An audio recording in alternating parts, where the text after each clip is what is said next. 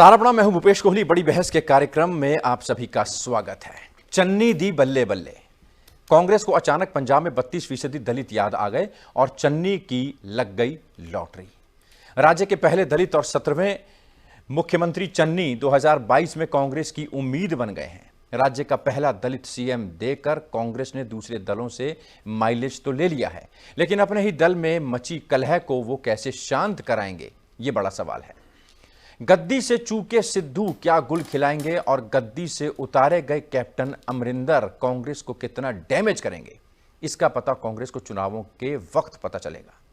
लेकिन पिछले 4 महीने से जिस तरह कैप्टन अमरिंदर सिंह आलाकमान के दरबार में साइडलाइन होते रहे थे और सिद्धू लगातार मुख्यमंत्री पर हमले कर रहे थे, उससे साफ था कि अमरिंदर को पार्टी सीरियसली नहीं ले रही। 2017 में कांग्रेस की खराब फिजा के बाद भी जिस तरह कैप्टन ने पंजाब में पारी संभाली थी और सत्ता तक कांग्रेस को पहुंचाया था, बावजूद इसके पार्टी 2022 के लिए उन पर यकीन नहीं कर सकी। दरअसल पंजाब में अंतर्कलह, किसानों की नाराजगी और अकाली बीएसपी गठजोड़ के अलावा आम आदमी पार्टी से पार पाने के लिए कांग्रेस के पास किसी दलित सिख को कुर्सी देने के अलावा कोई विकल्प नहीं बचा था। चन्नी मालवा से आते हैं, जहां सबसे ज्यादा सीटें हैं। मालवा के 69 विधायकों में से 40 विधायक कांग्रेस से हैं। इस बीच पंजाब कांग्रेस प्रभारी हरीश रावत ने कहा है कि पंजाब में आगामी चुनाव में पार्टी का चेहरा सिद्धू होंगे। क्या ये 5 महीने बाद होने वाले चुनाव से पहले सिद्धू को कंट्रोल करने की कवायद है, या क्या इस ऐलान से कैप्टन को भी मैसेज दे दिया गया है कि उनकी पारी अभी खत्म नहीं हुई? लेकिन रावत के सिद्धू को पोस्टर बॉय बताते ही जाखड़ ने भी पार्टी के खिलाफ मोर्चा खोल दिया।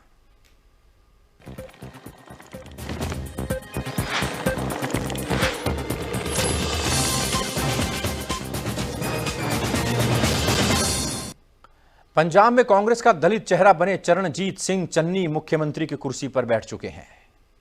क्या अंदाज है कि मोर्चा खोला सिद्धू ने और बाजी लगी चन्नी के हाथ।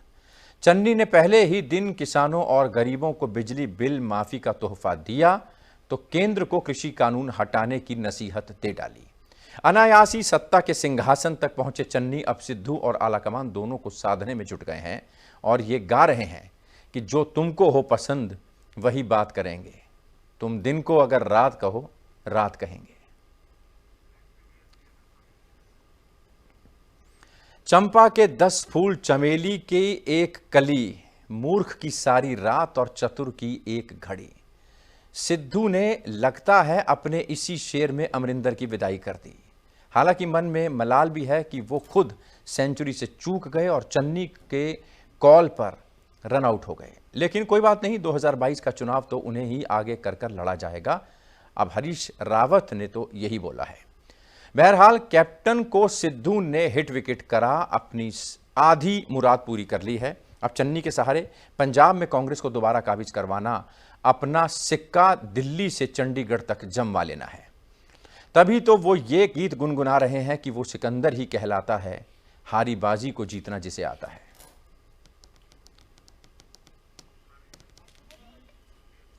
2022 के चुनाव से 5 महीने पहले 2017 के विजेता को यूं झटका देना कई सियासतदानों को अच्छा नहीं लगा।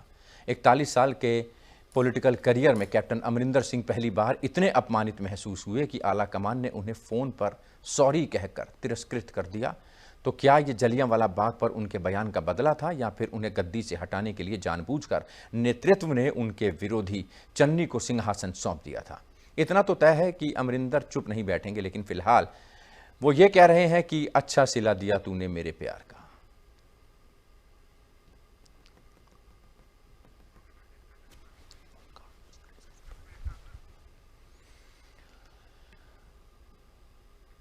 अमरिंदर के विरोधी रहे चन्नी को चुनकर पार्टी ने एक तीर से कई निशाने साधे हैं। पहला दलितों और किसानों को संदेश, दूसरा अकाली बीएसपी गठजोड़ को दांव और तीसरा आम आदमी पार्टी को झटका, जिसकी मालवा इलाके पर नजर थी। लेकिन अब देखना यह है कि चन्नी 5 महीने बाद होने वाले चुनाव में सिद्धू और कैप्टन अमरिंदर के आंतरिक विरोध के बावजूद कांग्रेस को सत्ता के सिंहासन तक पहुंचा पाएंगे।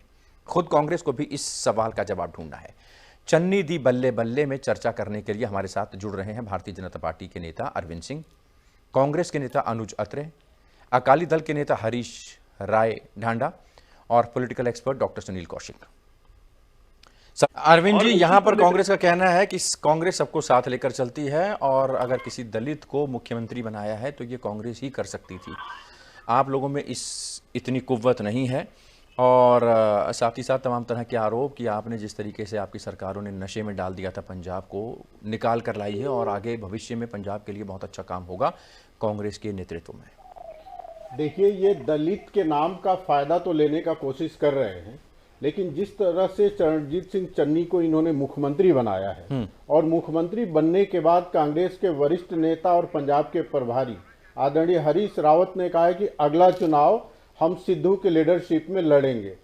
तो आप दलित को चेहरा तो बना रहे हैं, लेकिन उसका प्रयोग केवल और केवल रबर स्टाम्प के रूप में करना चाह रहे हैं और क्लियर कट संदेश दे रहे हैं कि जो लीडरशिप रहेगी वो उसके पास नहीं रहेगी, अगला जो चुनाव होगा उसके नेतृत्व में नहीं लड़ा जाएगा। तो मैं ये कहना चाहता हूं कि पंजाब की जनता और दलित समुदाय इतना मूर्ख नहीं है।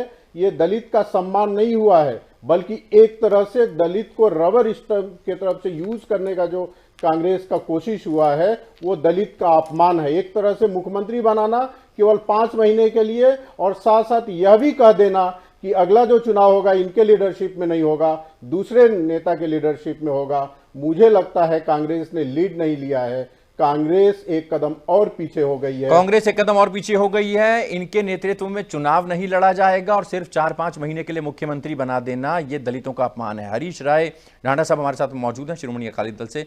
हरीश जी, आपका इस पर रिएक्शन, जिस तरीके से आज